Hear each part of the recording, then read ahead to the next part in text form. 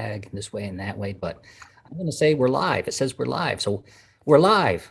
Welcome back, everybody, to the Newt Tube. Joining us again. Thank you for tasting a little bit of wine here at Red Newt Cellars.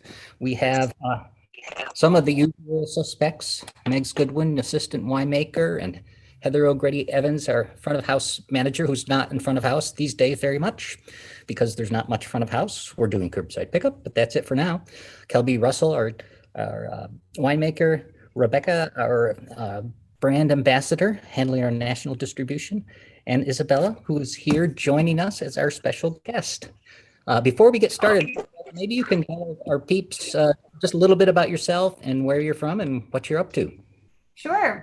My name's Isabella. I've been in wine for about a decade or so now.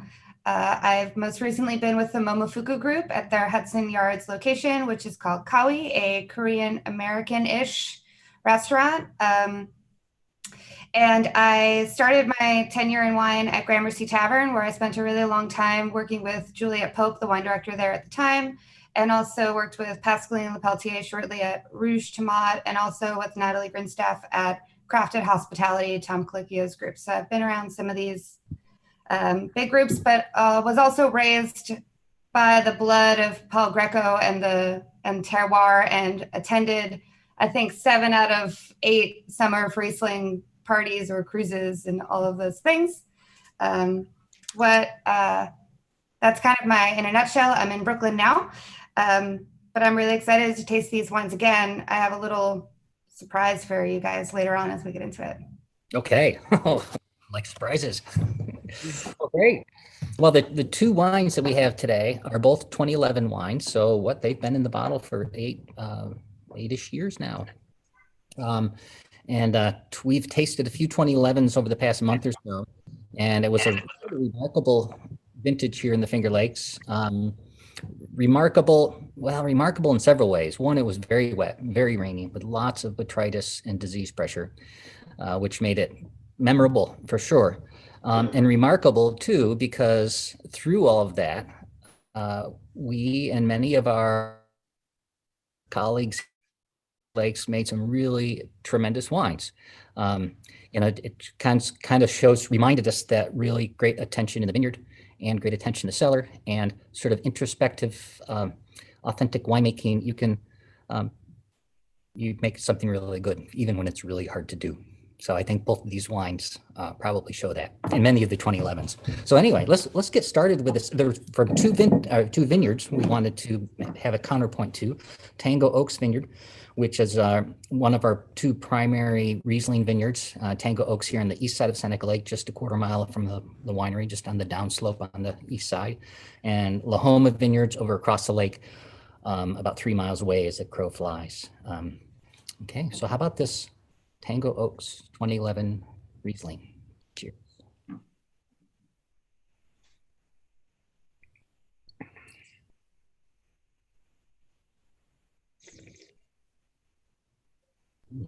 It's been a while since I've tasted these. I'm always reminded when we go back to these tastings, I say, when was the last time I had that wine? And I think it's been years, but what a beautiful nose. Yeah. Yeah, it's still really crisp and clean and really driving. I don't think it really showcases its sweetness by any means. I think it really kind of leans a little bit more into that kind of acid-driven edge, which I think is just really beautiful. And Dave, correct me if I'm wrong, was this one of the last years that the Tango was done in a little bit of this more cabinet, like sweeter style? Yeah. So this vineyard was planted in 2007. And it was a little bit slow getting out of the blocks. So I think 2010, we had a few baskets of fruit, a very small crop. And 2011 was the first appreciable sized crop. And, quite often, and particularly certainly with Riesling, those first few vintages tend to be very precocious, very expressive and sweet, but sometimes just don't have quite the depth and the stuffing to pull off a style that's drier and it needs more extract and weight. So the first few vintages from this vineyard were made in this more of a cabernet style. And then as we progressed, sort of the style that we tend to make this vineyard in today, or at least one of the styles, because we do a lot of things out of this vineyard, is much more dry and sort of mineral driven.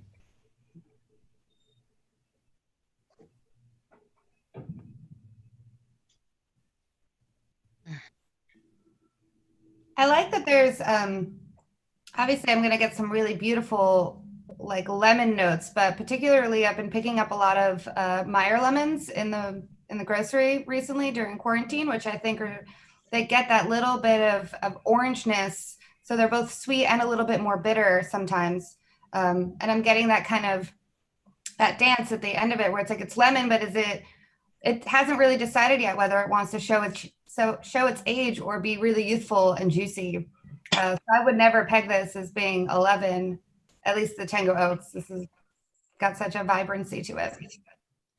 What I'm really amazed about is that, we've tasted a lot of Rieslings throughout these virtual tastings, and the older ones tend to have settled into those secondary characteristics, and you're getting that petrol acquisition. And this is it's just not there. I mean, there's a lot of really beautiful secondary flavors to it, but the most obvious one I would expect is not there. It's which is nice. So since you've been tasting a lot of Rieslings, I have a question about age, since that's the topic today. Recently, some wine people were asking me, they have stuff in their cellars and they're wondering, is now the right time to open it? And I've heard over the years that there's a little bit of a magic number around the 7-year mark where wines grow out of adolescence and maybe any kind of shutdown periods, and that it seems to be a time where if you're ready to dive in and taste them, 7 years seems like a good time, especially if you have more than one bottle and you can kind of gauge where it's going. Is there some truth or myth to the 7-year question? Well, I think there's certainly some truth there. I'm fascinated with how Riesling ages, and I have to be honest with you. When I taste, I said it's been a few years since I've tasted this wine. I think that was true, and it's far more youthful and vibrant than I expected it to be. And particularly, and it varies a lot from vintage to vintage too. I mean, and producer to producer. But I kind of expected this wine to be starting to get a little bit tired, and hopefully hanging on and still tasting great. But what I'm experiencing is just the opposite. I'm really enthralled by its vibrancy, and it has an intensity of flavor and sort of crispness that actually didn't have last time I tasted it. You talk often about the way Riesling ebbs and flows in the aging process, Kelby. Yeah, I think that 7-year rule is a really handy benchmark. I think especially for drier style Rieslings. I think maybe intuitively with a dry Riesling, you have less body and less other things to carry the wine. So when it's going through that adolescent phase where it's transitioning from primary fruit to more of the secondary aged characteristics, it can kind of fall into a rut before it comes out. And that's certainly true of these, off-dry and sweeter styles as well. But there's something about the precociousness of this style that can carry it through even those like rough periods in the middle. But I think with our like reserve dry styles, we see it in the tasting room. I mean, if you track sales, you can tell when one of those wines is going through that like 1-year slump, or it might be a 6-month slump, and it's not because the wine's bad, but it kind of goes in and out, and you can see the sales go up and down with it. People are really understandably attuned to that. It's hard to convince someone who doesn't know the wine to buy it if it's in a quiet period, and tell them, promise that it's going to come back. It's a little difficult. I mean, I think in regards to the 7-year, though, I've seen so many of our Rieslings kind of come in and out around that time period. I don't know if that would be the definitive like landmark that I would put everything on. But it's certainly, I think, a turning point as far as whether your wine is going to continue to age or if you're already going to start like downgrading and like not have a lot of life anymore. So I think less so than like looking at its development, more looking at like, is this going to be tired and we should drink now, or has this got some life to go continue going, I think that's more for me where that 7-year mark would kind of hit. Thank you. Yeah. I think that helps. Well, let's move on to this Lahoma 20 Lahoma Riesling. Whole different color. Beautiful color.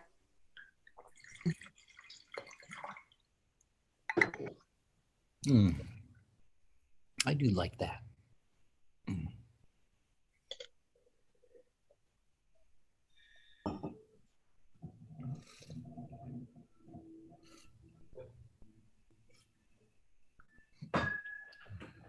Yeah, that's beautiful. Boy, I wish I can hold it up like this and I can say, look, color. And I don't know, kind of, at least on my screen, it looks pretty good. Really vibrantly straw, sort of deep straw, vibrant lemon yellow. Sunshine. Looks like sunshine. It It does. looks so gorgeous. It looks like a perfect Pilsner color, Yeah. just really beautiful. Yeah, this was, as I recall, 2011 was a really rainy year, and we had a fair amount of botrytis in many of the vineyards. And this, if I'm pretty sure this is from the Niner block, which was fairly young at the time. Well, 10, yeah, just a couple years old. And we had an appreciable crop on it that year. That the Lahoma site tends to be, the vines kind of get out of the blocks pretty early. It's a pretty vigorous site and nutrient-rich site, so there's a lot of vegetative growth. So they started bearing in generally about a year earlier or a year shorter time than the Tango vineyards. And we had some rain. We had a little bit of botrytis in that vineyard, and then it got rainy and cold for a few days. And we didn't pick, and we kind of rode out this rainy, cold stretch. And by the time we got in there, and this was machine harvested like most of our fruit, it was nearly a TBA level of botrytis in that vineyard. But it had been so cold and wet, which is really ideal for good botrytis development. I remember walking through the vineyard, cluster after cluster of just beautiful botrytis, and said, holy cow. We picked it, and every bit of it, and it was all beautiful. I don't think that will ever happen again. It was just so remarkable, this convergence of all these factors to make things happen so quickly and in such a positive way in terms of winemaking parameters. Mm-hmm. Yeah, I mean, this is kind of a wonky topic, but there's a difference between good botrytis and mediocre botrytis. Bad botrytis is easy, sour rot, those sorts of things. Those will make the wine smell bad. But mediocre botrytis is, I think, somewhat trickier sometimes because you really need repetition and experience to be able to spot it, because it behaves in the glass like you would expect botrytis to behave, but the wine itself doesn't then have the stuffing, right? You can tell the botrytis wasn't actually developed enough to bring the concentration that the aromatics are asking for or calling for. This just works beautifully, and it worked better and better with age. I mean, I feel like we get to try this maybe once a year, I would say, and it just keeps aging spectacularly. I mean, this is the sort of Riesling that people would ask if it was fermented in oak, because with the way it's developing when it's, we know that it wasn't, but nothing against oak. It's just, that's just an objective fact with this wine. It's a stainless steel ferment. I mean, as I recall, 2011 as a vintage, a lot of the wines were a bit more delicate, and part of that reason was because we did it. I mean, it was harvest interrupted. We had the blowout rains of Irene and Lee back to back there in September, and Dave literally just waited, waited and hoped for the best. And in a lot of cases, it worked out. But what really stuns me about this is that, considering how all of those other wines, the 11s that we've had in the past, their delicate nature, they're slightly narrower, more infirm and not quite full palates. This completely defies all that. The palate on it is fat. It's huge. It's very rich and broad. And it just kind of defies everything we know about 2011 as a vintage when we were tasting them, because the Pinot Gris and the Gewurzes, they were really delicate, and they were a little bit narrower of flavor, and they didn't really have that kind of bigger mouthfeel a lot of those wines sometimes have for us. So tasting these now and seeing where they've kind of fattened up about in the mid palate, it's just wonderful. All I can think of is dessert. Yeah, I think what's really striking me about these two wines is, one, like, just chemistry wise, from like winemaker's perspective, like, they're very similar. So it's interesting to see the differences in the glass. And maybe Isabella, you can talk more about this point, but what I'm not seeing, and I think because it was a cooler vintage, is any really TDN kind of formation kind of showing through in these wines. Like, they tend to like err very far away from that style. And I'm wondering, because the cooler vintage, a little bit less sunshine, a little bit less, kind of like intense heat, or like, what have you experienced with, kind of wines from warmer to cooler vintages with like that kind of TDN formation?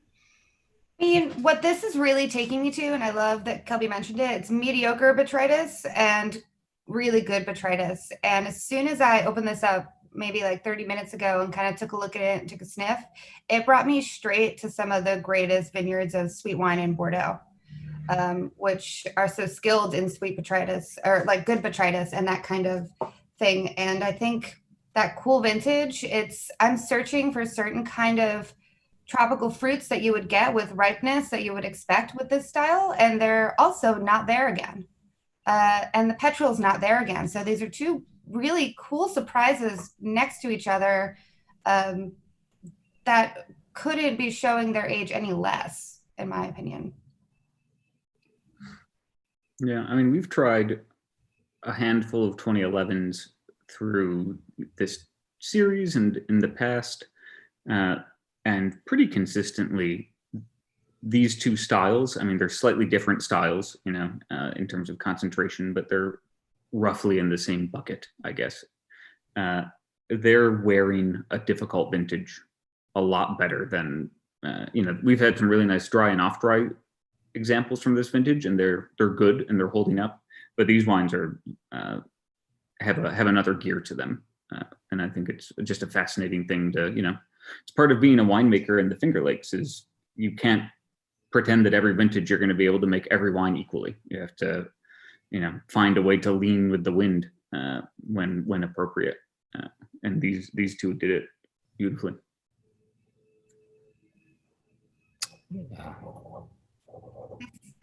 Because I'm searching for some kind of like ripe fruit to go with it, I keep thinking that I'm finding things in the glass, like maybe some pineapple or some really tart tamarind, even like some wilder fruits. But it's making me want to go to a place where you have like meats on the grill and fried chicken, and all those things that like kind of, when you think of like having like a fruit based like marmalade or something, like a glaze, or that's where I'm at with a pairing right now. Like I wish it was truly like grilling Memorial Day weather today, because if you had the glass open, this would go beautifully with just a bunch of stuff on the grill right now. Yeah. In fact, that's a perfect segue into the next phase of our program here. Usually when we start to wrap up, we start talking about food and the food that goes with these wines. And in particular, what we might think of for dinner to kind of finish these off, because, that's part of the burden that we bear doing these tastings. We open a couple bottles, we have a few sips, and then we have to dispense with what's left over, either by ourselves or hopefully with a friend or two, usually a small number of friends these days. So yeah, I think Megan is immediately to my left. Are you, Megan? So what do you have planned for this evening? So I'm not planning dinner tonight. My SO is planning dinner, which is probably some kind of spicy marinade for a chicken on the grill. But what I'm planning on doing is making miniature key lime pies, which I think I'm very curious to see how both of these wines kind of pair with. So I'm actually, and I've got like graham crackers and some roasted macadamia nuts that I'm going to grind up for the crust. And I really think these wines are going to shine with that. Yeah. That sounds delicious. How about you, Heather? I dug kind of deep, hoping that these wines were going to be what I thought they were. So I have a spice that I brought back with me from Russia, and it's called ajika, and it's used to make and marinate Azerbaijani meats for grills. And so we're going to do a lamb Azerbaijani crusted grill. It's pretty spicy. It's got a real cool twist of things. And all the elements of these wines are going to go great with that. And so then we're going to put with that just a nice little salad with a spicy mustard dill kind of reduction sauce. With a little vinaigrette going. Have some fun. There'll be cheese in there somewhere at some point, because you know me. It's probably going to be fed in the salad. So. How about you, Kelby? What do you have going on in your culinary mind around these wines? Well, I'm looking forward. I've been eager to make a recipe for the last couple of days from, and I have props today. Look at this. This is great. I think it is. From The Italian Baker by Carol Field, which is considered the Bible of Italian breads and pizzas, even in Italy. That's what they use. Her research is phenomenal.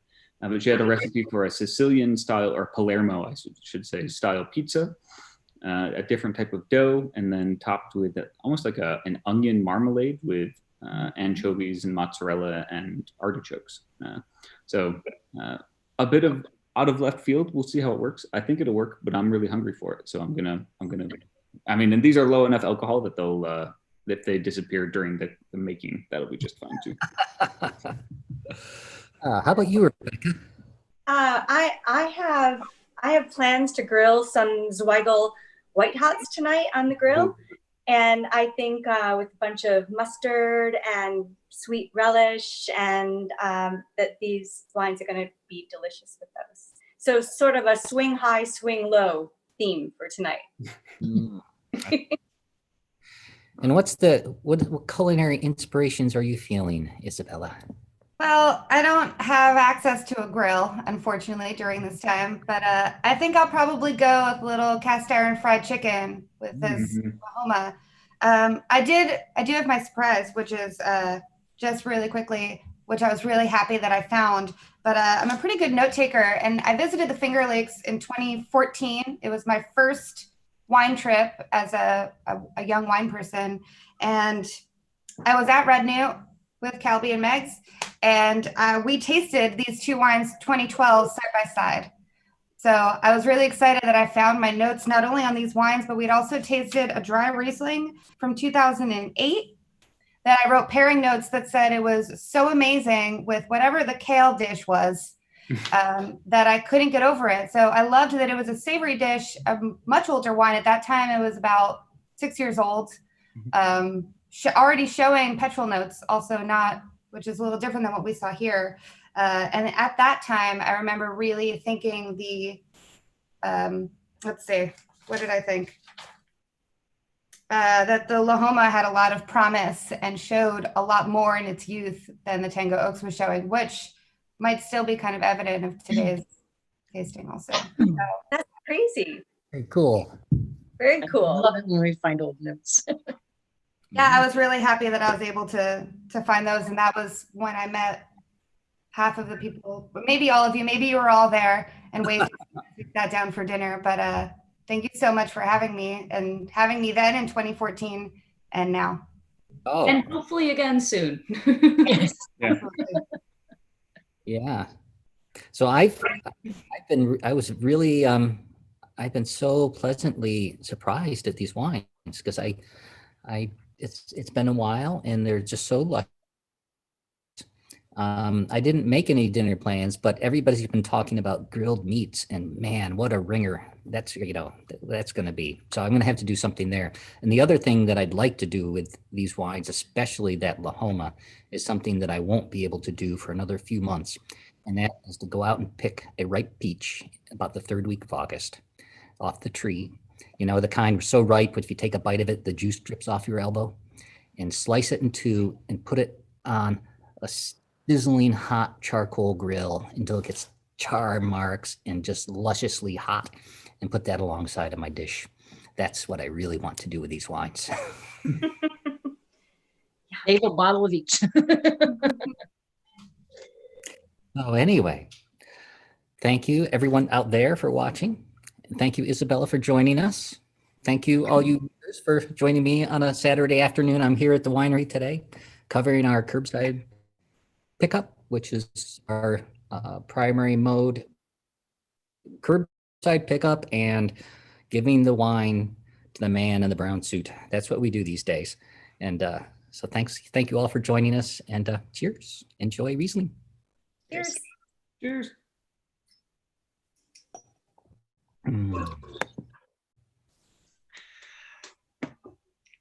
Mm.